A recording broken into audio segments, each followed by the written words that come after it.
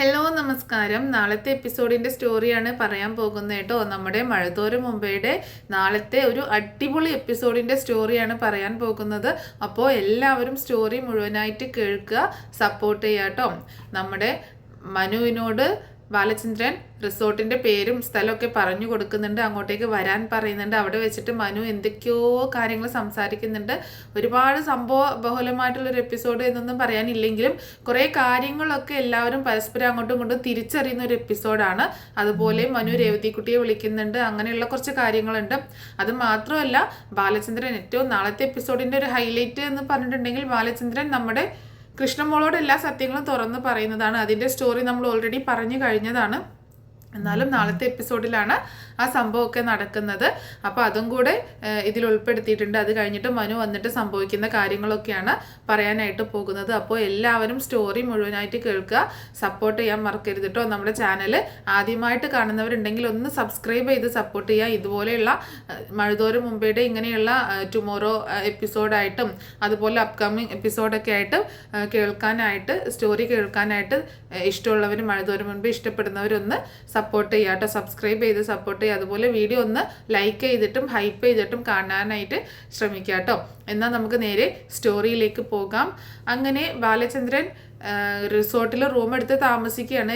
നമ്മുടെ അലീനയും അതുപോലെ കൃഷ്ണമോളെയും കൂട്ടിയിട്ടാണ് നിൽക്കുന്നത്. അപ്പോൾ അവരിങ്ങനെ പുറത്തേക്കൊന്ന് ഇറങ്ങാം, നമുക്ക് പുറത്ത് ഒന്ന് സംസാരിക്കാം. അതായത് കൃഷ്ണമോളും അലീനയും തമ്മിൽ ഒരു സംസാരമില്ല, അവർ തമ്മിൽ അങ്ങോട്ടും ഇങ്ങോട്ടും മിണ്ടുന്നില്ല. കാരണം വീട്ടിൽ വെച്ചിട്ട് ഏറ്റവും കൂടുതൽ സംസാരിച്ചിരുന്ന ആൾക്കാർ എന്ന് പറഞ്ഞിട്ടുണ്ടെങ്കിൽ അലീനയും കൃഷ്ണമോളും തമ്മിലാണ്. പക്ഷേ ഇവിടെ വന്നേ പിന്നെ അവർ രണ്ടുപേരും അങ്ങനെ അങ്ങോട്ടും ഇങ്ങോട്ടും പരസ്പരം മുഖത്തേക്ക് നോക്കി ഒന്നും തന്നെ ചെയ്യുന്നില്ല കേട്ടോ. അത് ബാലചന്ദ്രൻ ശ്രദ്ധിക്കുന്നുണ്ട്. എന്നിട്ട് പറയുന്നുണ്ട്, വാ നമുക്കൊന്ന് പുറത്തേക്ക് പോയി നടന്നിട്ട് വരാം എന്ന് പറഞ്ഞിട്ട് അവരെ കൂട്ടിയിട്ട് പുറത്തേക്ക് ഇറങ്ങുന്നുണ്ട് കേട്ടോ.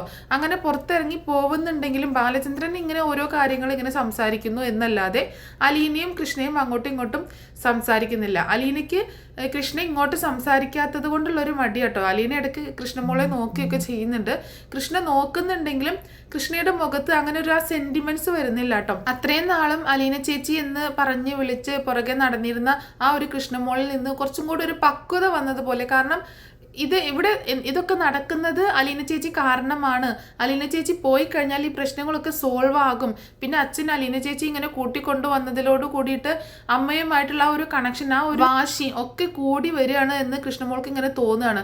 അപ്പോൾ ഇത് ഇങ്ങനെ പോവുകയാണെങ്കിൽ എവിടെയും ചെന്ന് എത്തില്ലല്ലോ, അതാണ് കൃഷ്ണമോളുടെ മനസ്സിൽ. അപ്പോൾ അലീന ചേച്ചി പറഞ്ഞയച്ചിരുന്നു എങ്കിൽ കുറച്ചും കൂടെ ബെറ്റർ ആയേനെ എന്നുള്ള ഒരു ചിന്തയാണ്. ഈ പ്രശ്നങ്ങളൊക്കെ സോൾവ് ആകുമായിരുന്നു. അലീനയോട് സ്നേഹം ഇല്ലാഞ്ഞിട്ടല്ല, പക്ഷേ ബാലചന്ദ്രൻ ഇങ്ങനെ ചെയ്തപ്പോൾ കൃഷ്ണമോൾക്ക് അത് അംഗീകരിക്കാൻ പറ്റുന്നില്ല കേട്ടോ. എന്തുകൊണ്ടാണ് അച്ഛൻ ഇങ്ങനെയൊക്കെ ചെയ്യുന്നത് എന്നുള്ളൊരു ചിന്തയാണ് കൃഷ്ണമോളുടെ മനസ്സിൽ വരുന്നത്.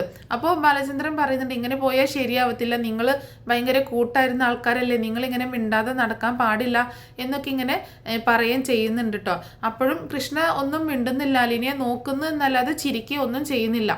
പിന്നീട് കാണിക്കുന്നത് രാത്രിയിൽ ഇങ്ങനെ ഡൈനിങ് ടേബിളിൽ ഇരുന്ന് ഭക്ഷണം കഴിച്ചുകൊണ്ടിരിക്കുന്ന സമയത്ത് നമ്മുടെ മനു ഇവിടെ പറഞ്ഞിട്ടുണ്ടായിരുന്നല്ലോ രാജീവിനോട്, അങ്കിള് ചെയ്തത് വളരെ മോശം പ്രവൃത്തിയായിപ്പോയി, ഇതിൻ്റെ പരിണിത ഫലം എന്ത് വന്നാലും അങ്കിള് അനുഭവിക്കുക തന്നെ വേണം, ഇനി അങ്കിളിന് തിരിച്ചു പോകാൻ പറ്റില്ല എന്ന് വരെ വരാം എന്നൊക്കെ പറയുന്നുണ്ട് കേട്ടോ.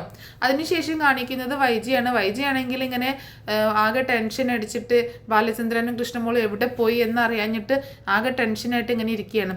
ആ സമയത്ത് വൈജ രാജീവിനെ ഫോൺ ചെയ്യുന്നുണ്ട് കേട്ടോ. രാജീവിനെ വിളിച്ചിട്ട് ആകെ സങ്കടം പറയാണ്, ഒരു സമാധാനമില്ല രാജീവേട്ട, എങ്ങോട്ടാ പോയതെന്ന് ഒരു സമാധാനമില്ല, കൃഷ്ണമോള് കൂടെ ഉള്ളതുകൊണ്ടാണ് ഇത്രയും സമാധാനക്കേട്. ബാലചന്ദ്രൻ ഇന്നാളും ഇതുപോലെ ഇറങ്ങിപ്പോയതാണ്, അത് കുറച്ച് കഴിഞ്ഞാൽ തിരിച്ചു വരുമെന്നെങ്കിലും വെക്കാം, പക്ഷേ മോളെയും കൂടെ കൊണ്ടുപോയേക്കല്ലേ, എനിക്കൊരു സമാധാനം ഇല്ല എന്ന് പറയുമ്പോൾ രാജീവ് പറയുന്നുണ്ട്, നീ വിഷമിക്കൊന്നും വേണ്ട, അവൾ പോയത് അവളുടെ അച്ഛൻ്റെ കൂടെയല്ലേ, അവളെ സംരക്ഷിക്കാനൊക്കെ അയാൾക്കറിയാം, അതൊന്നും അയാൾ മോശമായിട്ട് ചെയ്യത്തൊന്നുമില്ല. കാരണം കൃഷ്ണ എന്ന് പറഞ്ഞിട്ടുണ്ടെങ്കിൽ ബാലചന്ദ്രന് ജീവനാണല്ലോ, അതുകൊണ്ട് അവൾക്ക് ദോഷം വരുന്നതൊന്നും ബാലചന്ദ്രൻ ചെയ്യത്തില്ല എന്ന് പറയാണ്. അത് എനിക്കറിയാം രാജീവേട്ട, അതൊന്നും കുഴപ്പമില്ല, പക്ഷേ എവിടെയാണ് എന്താണ് എന്നൊന്നും അറിയാഞ്ഞിട്ട് ഒരു സമാധാനമില്ല, മനുവിനോട് ഒന്ന് വിളിച്ചു നോക്കാൻ പറയൂ എന്ന് ചോദിക്കുകയാണ്. അപ്പോൾ പറയുന്നുണ്ട്, ഞാൻ പറഞ്ഞിരുന്നു, പക്ഷേ മനു വിളിച്ചപ്പോഴും ഫോൺ സ്വിച്ച് ഓഫ് തന്നെയായിരുന്നു എന്ന് പറയണം. ആ മനുവിൻ്റെ കയ്യിൽ ചിലപ്പോൾ എറണാകുളത്തുള്ള നമ്പർ ഉണ്ടായിരിക്കും. അവളുടെ അനിയത്തി എന്ന് പറയുന്ന ഒരു പെങ്കൊച്ചില്ലേ അവൾ താമസിക്കുന്നത്, അങ്ങോട്ടേക്കായിരിക്കും അലീന പോയിട്ടുണ്ടാവുക. അവിടെ ഒന്ന് വിളിച്ച് അന്വേഷിക്കാൻ പറയാമോ എന്ന് ചോദിക്കുകയാണ്. ഞാൻ പറഞ്ഞു നോക്കാം, മനു കേൾക്കുമെന്നൊന്നും അറിയത്തില്ല എന്ന് പറയുന്നുണ്ട് കേട്ടോ. അങ്ങനെ ഫോൺ വെക്കുകയാണ്. വൈജ, നീ സമാധാനമായിട്ടിരിക്കും, എന്തെങ്കിലും വിവരം കിട്ടും എന്നൊക്കെ പറഞ്ഞ് സമാധാനിപ്പിക്കുന്നുണ്ട്. പിന്നീട് കാണിക്കുന്നത് മനു ഇങ്ങനെ ഓരോന്ന് ആലോചിച്ച് ഇങ്ങനെ ഇരിക്കുക കേട്ടോ. അങ്ങനെ എന്തായിരിക്കും, എവിടെയായിരിക്കും പോയിട്ടുണ്ടാവുക, അലീനെ അങ്കിളിന് കിട്ടിയിട്ടുണ്ടാകുമോ എന്നിങ്ങനെയുള്ള ഓരോ ടെൻഷനിലാണ് മനു ഇരിക്കുന്നത്. അപ്പോഴാണ് മനുവിനൊരു ചിന്ത തോന്നുന്നത്. അലീന പോകുന്നുണ്ടെങ്കിൽ തീർച്ചയായിട്ടും അത് രേവതിക്കുട്ടിയുടെ അടുത്തേക്ക് തന്നെയായിരിക്കും പോയിട്ടുണ്ടാവുക. എന്നാൽ പിന്നെ അവളെ ഒന്ന് വിളിച്ചു നോക്കാം, അവിടെ എത്തിയിട്ടുണ്ടോ എന്നൊക്കെ അറിയാലോ. നേരത്തെ മുത്തശ്ശിയോട് മനു വഴക്കിട്ടിട്ടുണ്ടായിരുന്നു ആ ഫോൺ അലീനയ്ക്ക് കൊടുത്തു വിടാഞ്ഞിട്ടോ. അപ്പോൾ മുത്തശ്ശി പറഞ്ഞത്, ഇത് നീ എനിക്ക് വാങ്ങി തന്ന ഫോണില്ലേ എന്ന് ചോദിക്കുകയും ചെയ്യുന്നുണ്ടായിരുന്നു. മുത്തശ്ശിക്ക് വേണമെങ്കിൽ ഇനിയും വാങ്ങിത്തരാലോ, അലീനയെ ഒന്ന് വിളിക്കണമെങ്കിൽ ഇനി എന്ത് ചെയ്യും എന്നൊക്കെ പറഞ്ഞ് ദേഷ്യപ്പെട്ടിട്ടുണ്ടായിരുന്നു കേട്ടോ. അപ്പോൾ മുത്തശ്ശിക്കും തന്നെ അലീന പോയതിൽ വിഷമമൊക്കെ ഉണ്ടെങ്കിലും അലീന പോയാൽ പ്രശ്നം സോൾവ് ആവണമെങ്കിൽ സോൾവ് ആവട്ടെ എന്നുള്ളൊരു മൈൻഡാണ് മുത്തശ്ശിക്കും കേട്ടോ. കാരണം വൈജ പോവാൻ പറഞ്ഞിട്ട് പോവില്ല എന്ന് പറഞ്ഞതിൻ്റെ ഒരു ദേഷ്യമൊക്കെ മുത്തശ്ശിക്കും ഉണ്ടായിരുന്നേ. അങ്ങനെ മനു എന്താണെങ്കിലും രേവതിക്കുട്ടിയുടെ ഫോണിലേക്ക് വിളിക്കുകയാണ്. അങ്ങനെ രേവതിക്കുട്ടി ഫോൺ എടുക്കുന്നുണ്ട് കേട്ടോ. മനുവേട്ടൻ്റെ ഫോണാണ്. അപ്പോൾ ഗ്രേസമ്മയും മാമച്ചാനൊക്കെ എല്ലാവരും കൂടി ഇരിക്കുന്ന സമയത്താണ് ഫോൺ വരുന്നത് കേട്ടോ. അപ്പോൾ ആരെ രേവതിക്കുട്ടിയും ചോദിക്കുമ്പോൾ മനുവേട്ടനാണ് ആൻറ്റി എന്ന് പറയണം. മനു എന്താ ഇപ്പം നിന്നെ വിളിക്കുന്നത് എന്ന് ചോദിക്കാൻ. അറിയില്ല, എന്തെങ്കിലും കാര്യം ഉണ്ടാവും, ഞാനൊന്ന് എടുത്ത് നോക്കട്ടെ. എന്നാൽ ശരി, നീ ഒന്ന് അറ്റൻഡ് ചെയ്യ് എന്ന് പറയട്ടോ. അങ്ങനെ രേവതിക്കുട്ടി ഫോൺ അറ്റൻഡ് ചെയ്യുന്നുണ്ട്. അറ്റൻഡ് ചെയ്യുമ്പോൾ മനുവേട്ട എന്താ വിശേഷിച്ച്, സുഖമായിരിക്കുന്നോ എന്നൊക്കെ രേവതിക്കുട്ടി ഇങ്ങനെ ചോദിച്ചുകൊണ്ടിരിക്കുകയാണ്. ആ സുഖമായിരിക്കുന്നു രേവതിക്കുട്ടി, എന്തൊക്കെയാണ് അവിടുത്തെ വിശേഷം? കാരണം മനു അങ്ങോട്ട് അലീന വന്നോ എന്നുള്ള കാര്യം അങ്ങോട്ടേക്ക് ചോദിക്കുന്നില്ല കേട്ടോ. ചോദിച്ചു കഴിഞ്ഞാൽ അവിടെ ചിലപ്പോൾ അവിടെ എത്തിയിട്ടില്ല എന്നുണ്ടെങ്കിൽ ഇനി രേവതിക്കുട്ടിക്ക് വിഷമമായെങ്കിലോ എന്ന് ഓർത്തിട്ട് ചോദിക്കുകയൊന്നും ചെയ്യുന്നില്ല. എന്ത് ചെയ്യായിരുന്നു എന്നൊക്കെ ഇങ്ങനെ ചോദിക്കുമ്പോൾ ഞങ്ങളെ ഫുഡ് കഴിക്കാൻ പോകുമായിരുന്നു. അപ്പോൾ ആരൊക്കെയാണ് അവിടെ ഉള്ളത് എന്ന് ചോദിക്കുന്നുണ്ട്. ഇവിടെ ആരാ ഉള്ളത്? ഞാനും ഗ്രേസമ്മേൻ്റെയും മാമച്ചായനങ്ങളും, അല്ലാതെ വേറെ ആരാ? ചേച്ചി ഇങ്ങോട്ടേക്ക് വരാമെന്നൊക്കെ പറയുന്നുണ്ട്, എന്നാണാവോ വരുന്നത്? ഒരു ദിവസം ഞങ്ങൾ അങ്ങോട്ടേക്ക് വരാനിരുന്നതാണ്, പക്ഷെ അത് നടന്നില്ല എന്ന് പറയാണ് രേവതിക്കുട്ടി. അപ്പം മനുവിന് മനസ്സിലാവുകയാണ് അലീന അങ്ങോട്ടേക്ക് ചെന്നിട്ടില്ല എന്ന് മനസ്സിലാവുകയാണ്. അപ്പം ഏകദേശം മനുവിനൊരു മനസ്സിൽ ഒരു ചിന്ത വരുന്നുണ്ട്, മിക്കവാറും ബാലചന്ദ്രൻ തന്നെ അലീനയെ കൂട്ടിക്കൊണ്ട് എവിടേക്കെങ്കിലും പോയിട്ടുണ്ടാവും എന്ന് തന്നെ മനു ഉറപ്പിക്കുന്നുണ്ട്. ഞാൻ ചുമ്മാ വിളിച്ചതാന്ന് പറയുമ്പോൾ, ചുമ്മാ അല്ലല്ലോ മനുവേട്ടൻ, അങ്ങനെ ചുമ്മാ വിളിക്കില്ലല്ലോ എന്ന് പറയുമ്പോൾ, ചുമ്മാ തടി വിളിച്ചത്, നിന്റെ സംസാരം ഒന്ന് കേൾക്കണമെന്ന് തോന്നി, നീ എൻ്റെ അനിയത്തിക്കുട്ടിയല്ലേ, അതുകൊണ്ടാണ് ഞാൻ നിന്നെ വിളിച്ചത് എന്ന് പറയണം മനു. ഓക്കെ മനുവേട്ടാ, ശരി. പിന്നെ ചേച്ചിയോട് എൻ്റെ അന്വേഷണം പറഞ്ഞേക്കണം കേട്ടോ. പിന്നെ ചേച്ചിയെ ഒന്ന് നോക്കിക്കോണം കേട്ടോ, ചേച്ചിയെ കൈവിടാതെ കൂടെ നിർത്തിയേക്കണം എന്നൊക്കെ ഇങ്ങനെ പറയുന്നുണ്ട് കേട്ടോ. ഒന്ന് പോടി അവിടുന്ന്, ഞാൻ നോക്കിക്കോളാം എന്നൊക്കെ പറഞ്ഞ് മനു ഫോൺ വെക്കുകയാണ്. അപ്പോൾ അലീന ഇവിടെ ഇങ്ങനെ ഇവിടുത്തെ പ്രശ്നങ്ങളൊന്നും രേവതിക്കുട്ടി അറിയിക്കുന്നില്ല. കാരണം രാത്രി കൂടിയാണ്, രേവതിക്കുട്ടി ആകെ ടെൻഷനിലാകും.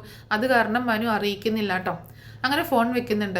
പിന്നെ ബാലചന്ദ്രൻ്റെ ഫോണിലേക്ക് വീണ്ടും ട്രൈ ചെയ്യണം. അപ്പം മനുവിന് മനസ്സിലാവുകയാണ് അലീന അവിടെ ഇല്ല എന്നുള്ളത്. അപ്പോൾ ബാലചന്ദ്രനെ ഒന്നുകൂടി വിളിക്കുന്നുണ്ട് കേട്ടോ. വിളിച്ചിട്ട് മനു വിളിച്ചു നോക്കുമ്പോൾ ഫോൺ സ്വിച്ച് ഓഫ് ആണ്, ഫോൺ കിട്ടുന്നില്ല കേട്ടോ.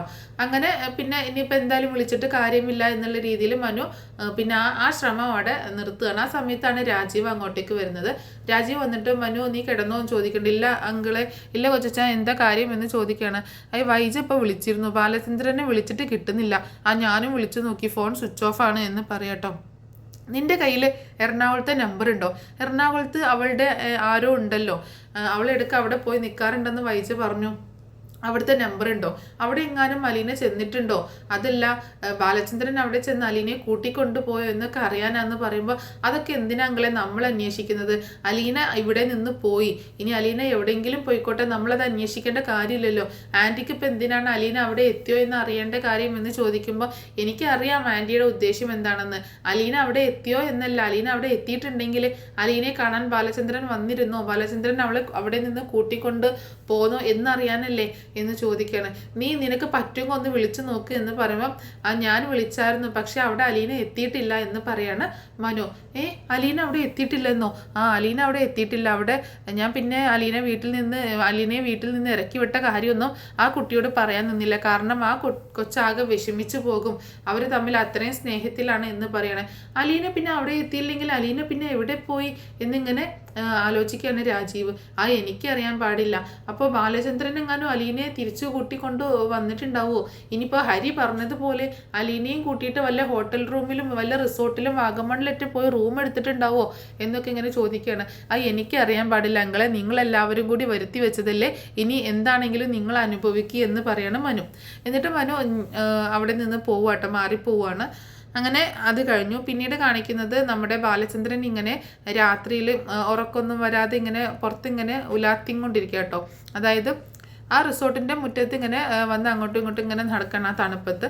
അതേസമയം റൂമിലാണ് അലീനയും നമ്മുടെ കൃഷ്ണമോളും ഉള്ളത് കേട്ടോ. കൃഷ്ണമോള് ഡ്രസ്സൊന്നും കൊണ്ടുവരാത്തത് കാരണം ഡ്രസ്സൊന്നും മാറിയില്ല. പക്ഷേ ബാലചന്ദ്രനൊക്കെ ഒന്ന് ഡ്രസ്സ് മാറി, അതുപോലെ അലീനയും ഡ്രസ്സ് മാറി കേട്ടോ. അപ്പോൾ കൃഷ്ണയോട് ഡ്രസ്സ് എൻ്റെ ഏതെങ്കിലും ഡ്രസ്സ് വേണമെന്ന് ചോദിച്ചപ്പോൾ കൃഷ്ണ അതിനൊന്നും മറുപടി ഒന്നും പറഞ്ഞില്ല കേട്ടോ. കൃഷ്ണയ്ക്ക് അലീനയോട് ഇങ്ങോട്ട് മിങ്കിളാവാൻ ഭയങ്കര മടിയുണ്ട്.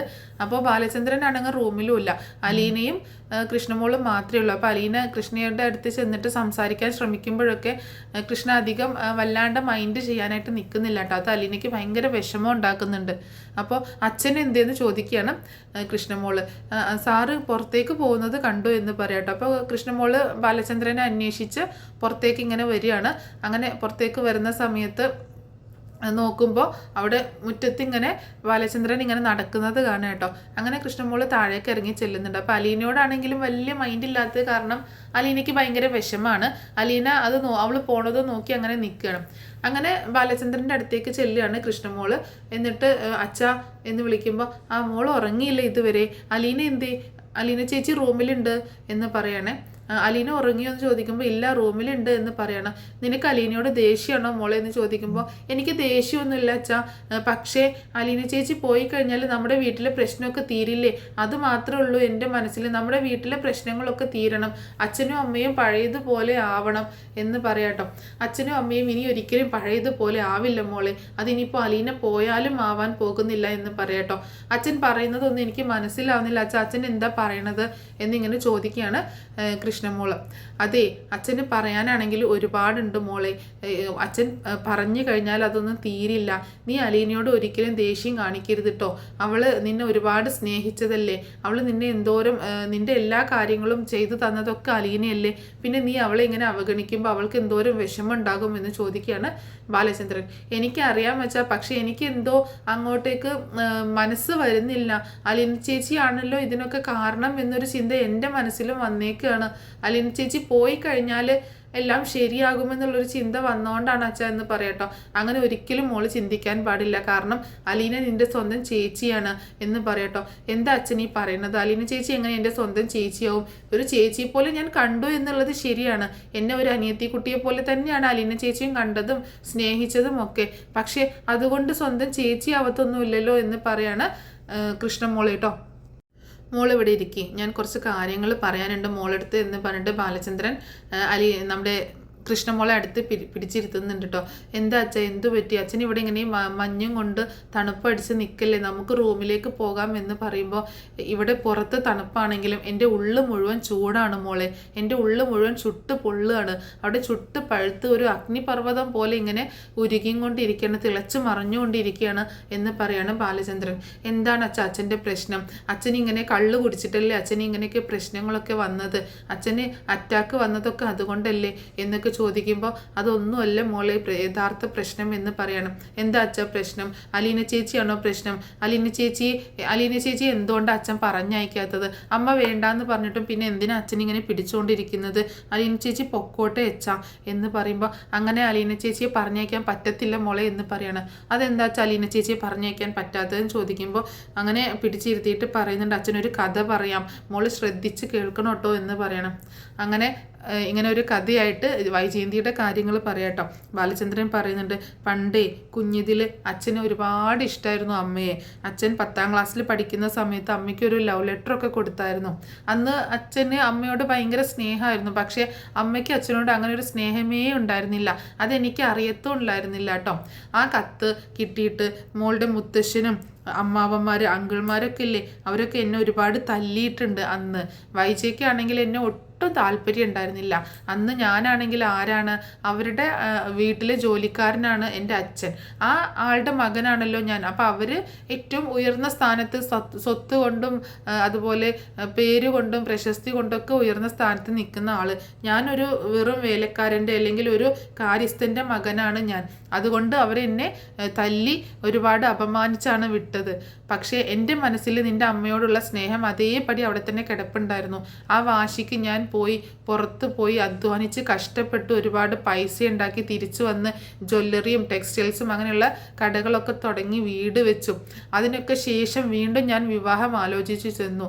ആ സമയത്ത് ഒരു എതിർപ്പും കൂടാതെ നിൻ്റെ അമ്മയെ എനിക്ക് വിവാഹം ചെയ്തു തന്നു. ഞാൻ വിചാരിച്ചു എൻ്റെ സ്വത്തും പ്രൗഢിയും ഒക്കെ കണ്ടിട്ടായിരിക്കും എനിക്ക് വിവാഹം കഴിച്ചു തന്നത് എന്ന്. പക്ഷെ അതൊന്നും ആയിരുന്നില്ല സത്യം എന്ന് പറയട്ടോ.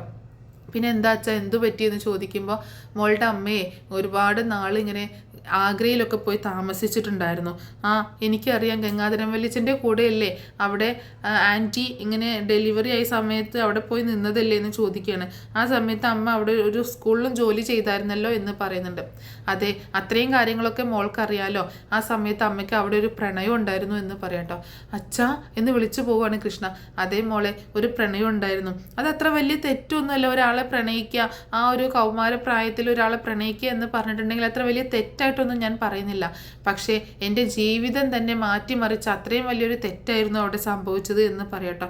അച്ഛൻ എന്തായി പറഞ്ഞു വരുന്നത് എന്ന് ചോദിക്കുമ്പോൾ നിൻ്റെ അമ്മയ്ക്ക് അവിടെ വെച്ചൊരു പ്രണയം ഉണ്ടായിരുന്നു. അവർ തമ്മിൽ വിവാഹം കഴിച്ചോ കഴിച്ചില്ലേ എന്ന് എനിക്കറിയത്തില്ല.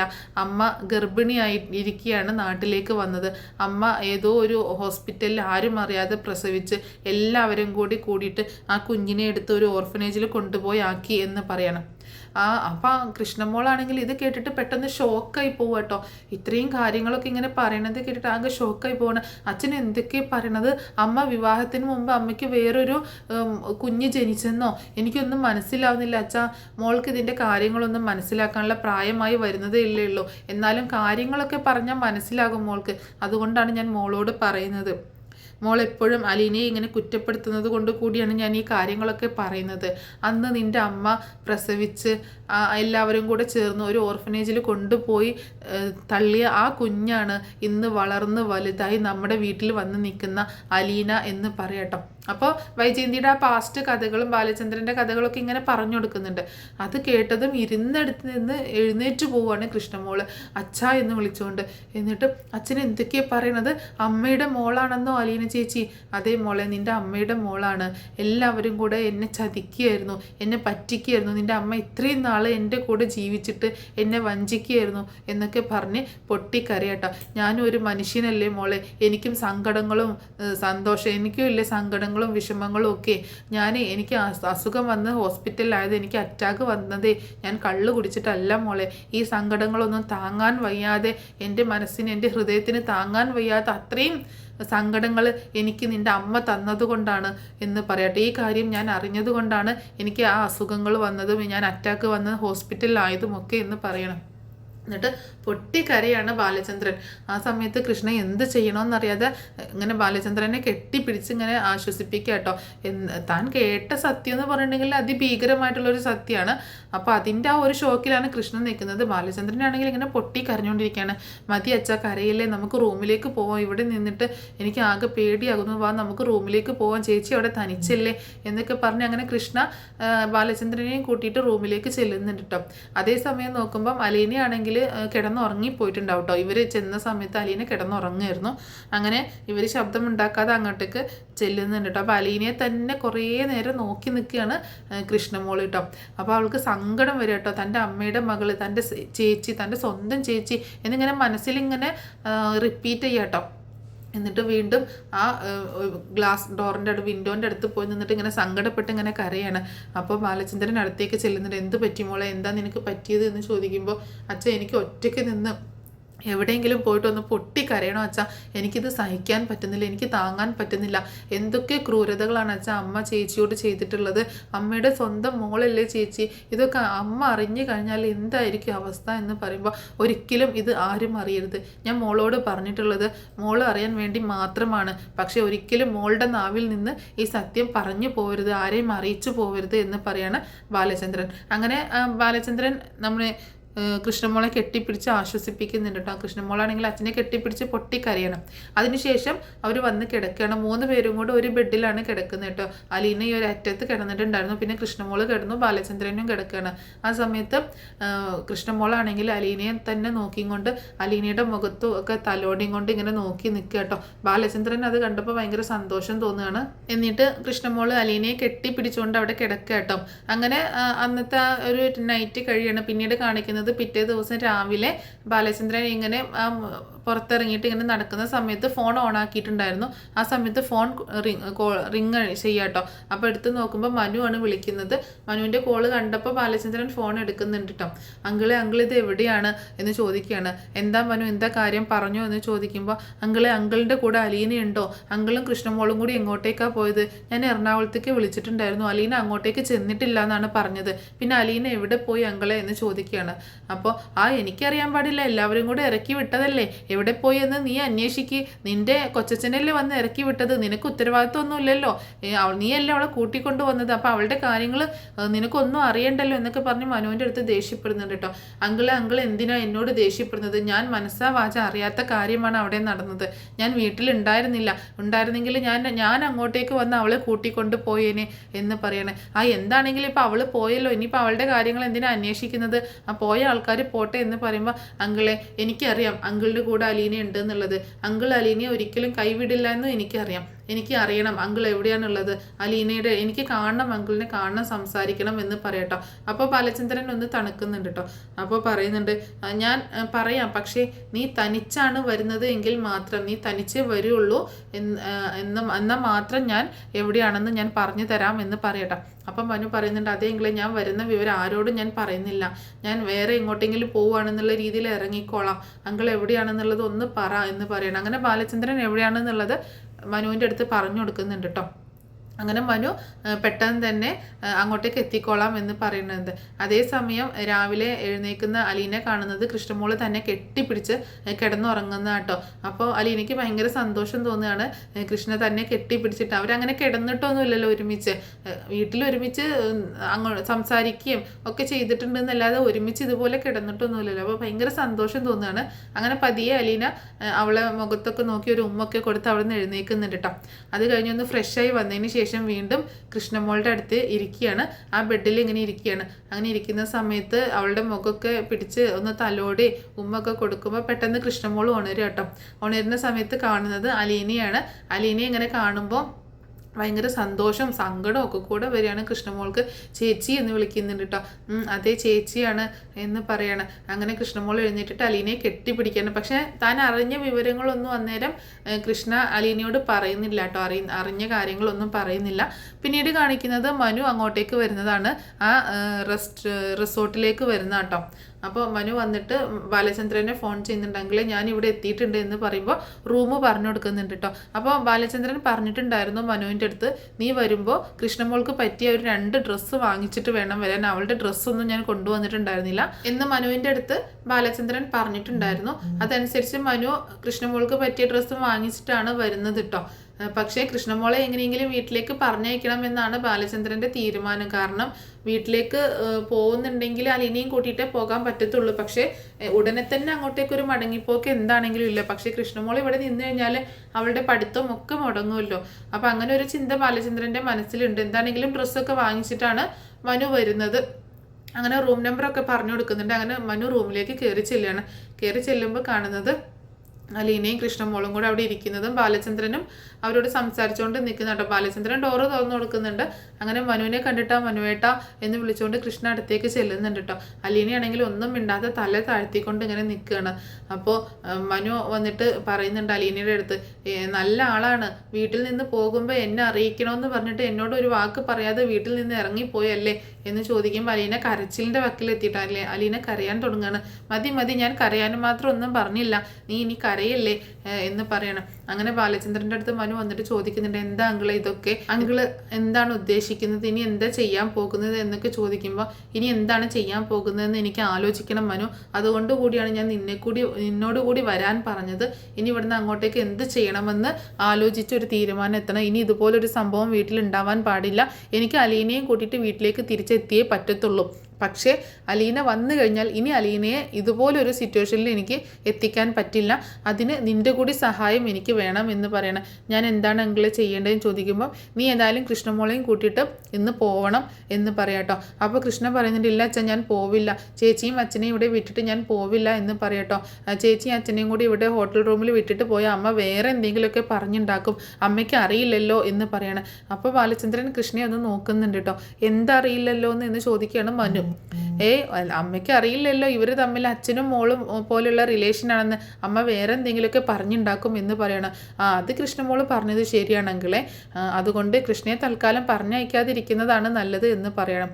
അങ്ങനെ ഇനി എന്താണ് അങ്കിളുടെ പ്ലാൻ എന്ന് ചോദിക്കുമ്പോൾ മനു വാ നമുക്ക് പുറത്ത് പോയി സംസാരിക്കാം എന്ന് പറഞ്ഞ് മനുവിനെ കൂട്ടി പോവുകയാണ് ബാലചന്ദ്രൻ. അപ്പോൾ ഇത്രയൊക്കെ കാര്യങ്ങളാണ് നാളത്തെ എപ്പിസോഡിൽ സംഭവിക്കുന്നത് കേട്ടോ. ഇനിയിപ്പോൾ ഏതായാലും കൃഷ്ണമോള് അറിഞ്ഞു കഴിഞ്ഞിരിക്കുകയാണ് നമ്മുടെ അലീന അവളുടെ സ്വന്തം ചേച്ചിയാണ്, വൈജയുടെ മകളാണ് എന്നുള്ള കാര്യം. ഇനി അറിയാൻ പോകുന്നത് മനുവാണ്. പക്ഷേ ഉടനെ തന്നെ ഉണ്ടാവാനുള്ള സാധ്യതയില്ല, മിക്കവാറും കുറച്ച് ദിവസങ്ങൾക്ക് കഴിഞ്ഞ ആ സമയത്ത് തന്നെ അറിയും. എന്താണെങ്കിലും ഇനി മനുവാണ് അടുത്തത് അറിയാൻ പോണത്. ശരിക്കും ആദ്യം നോവലിലൊക്കെ മനുവാണ് ആദ്യം അറിയുന്നത് കേട്ടോ. ഇങ്ങനെ നമ്മുടെ അലീന വൈജയുടെ മകളാണ് എന്നുള്ള കാര്യം ആദ്യം അറിയണത് മനുവാണ്. സീരിയലിലായപ്പോൾ ഇങ്ങനെ ഒരു സിറ്റുവേഷൻ സാഹചര്യങ്ങളൊക്കെ മാറിയില്ലേ, അപ്പോൾ അതുകൊണ്ടായിരിക്കും കൃഷ്ണ ആദ്യം അറിയുന്ന ഒരു ഭാഗം കാണിച്ചിട്ടുള്ളത്. എന്താണെങ്കിലും ഇനി ഓരോരുത്തരായിട്ട് അറിയുന്നുണ്ട്, മക്കൾ അതുപോലെ നമ്മുടെ ബബിതയാണെങ്കിലും രോഹിത് ആണെങ്കിലും ഒക്കെ അറിയുന്നുണ്ട്. പക്ഷേ വൈജ മാത്രം അറിയുന്നില്ല കേട്ടോ. അപ്പോൾ ഇത്രയേ ഉള്ളൂ നാളത്തെ എപ്പിസോഡിൻ്റെ സ്റ്റോറി. എല്ലാവർക്കും ഇഷ്ടമായിട്ടുണ്ടാവുമെന്ന് കരുതുകയാണ്. ഇഷ്ടമായിട്ടുണ്ടെങ്കിൽ സപ്പോർട്ട് ചെയ്യാൻ മറക്കരുത് കേട്ടോ.